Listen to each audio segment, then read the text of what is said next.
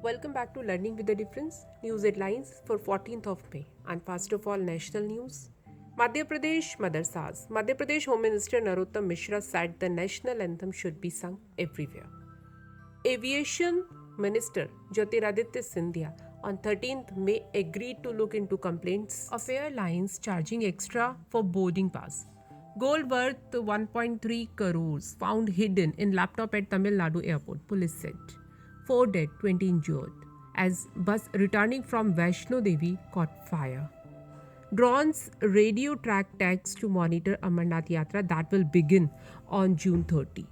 India loses more people in road accidents than in a war, Union Minister General V.K. Singh said on Friday. The Indian embassy in Ukraine, shut after Russia invaded the former Soviet Republic, will reopen shortly in Kyiv. Prime Minister Narendra Modi will meet Uttar Pradesh Chief Minister Yogi Adityanath and his cabinet colleagues on Monday. And now some international news. Deeply saddened, Prime Minister Modi condoles death of United Arab Emirates President Sheikh Khalifa. China on Friday dismissed reports that it has suspended issuing passports to its citizens or prevented people from leaving the country. In Hong Kong's priciest $637 million art heist, 3 burglars jailed.